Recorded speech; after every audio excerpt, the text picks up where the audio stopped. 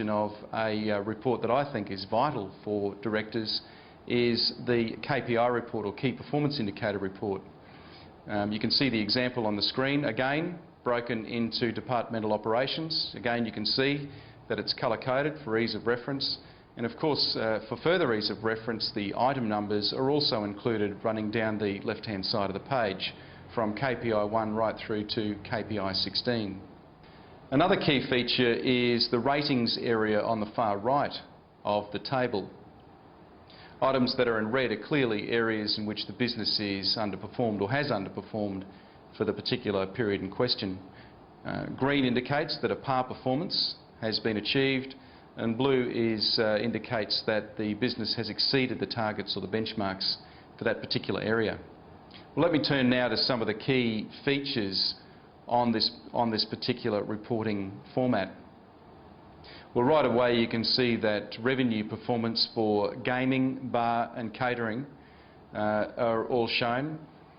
You see very quickly what the catering gross profit levels are and the bar gross profit levels, and they're key performance indicators for your business. You can also see straight away the stock levels that are being held in catering and bar. Well, stock levels are a very important key indicator for businesses like clubs, hotels and restaurants. A lot of money can be tied up in stock, and we often find that venues are overstocked in food and bar items. It's important, of course, in the catering operations that the club isn't overstocked with food items that can potentially perish and erode your gross profit levels. The stock held is measured in this case by the number of days worth of sales that the club is holding in stock in both bar and catering operations. The key performance item 15, shown close to the bottom of the table on the screen now, is very important for clubs that have some debt with a major bank.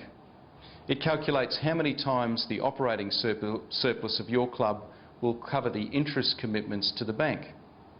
Most banks, probably all banks, will require you to demonstrate that your operating surplus covers your interest commitments a certain number of times over.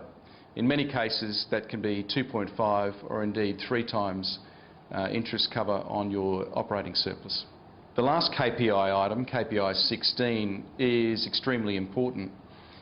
Businesses that run into cash flow difficulties will generally slow their payment cycle to suppliers. In other words, funding the business operations by not paying creditors. You can measure the creditor position in many ways, but in this case we've indicated that creditors, or the total amount of creditors, should remain under 45% of monthly revenues. But the big ticket item for all directors is cash flow. Ironically, it's the business indicator, in my experience, that is least often measured in board reports. The monthly cash flow report, which you can see on the screen, should simply show cash income or inflows from all sources as against cash outflows from all sources for the particular period in question. And in this case we're showing the month cash flow for March as against the year-to-date cash flow for the 9-month period to the end of March 2009. Just turning our attention to the example on the screen now. In this case, the example club experienced a negative cash flow for the month of March, despite reporting a profit. And that's because the principal payments on the debt that club owes and the capital purchases, for example, that club might have purchased some poker machines or some major capital items out of cash flow. Those purchases aren't shown on the profit and loss statement. So we have a situation where the cash flow for the particular month is marginally negative as against a fairly substantial profit shown in the P&L.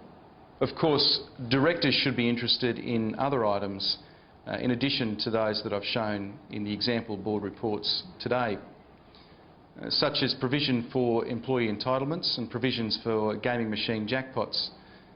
These two big items should be monitored regularly, and directors should ensure that adequate provisioning and adequate cash is held to cover these provisions.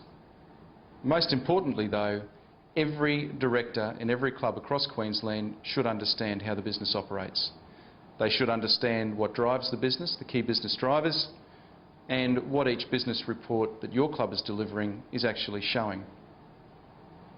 Board reporting, and indeed in the broader context management reporting, is a joint responsibility to be shared by the club's manager, each and every board member themselves, and of course their advisors. Well, in this presentation we've examined what I think is best practice for summarised board reporting, particularly within the club environment here in Queensland.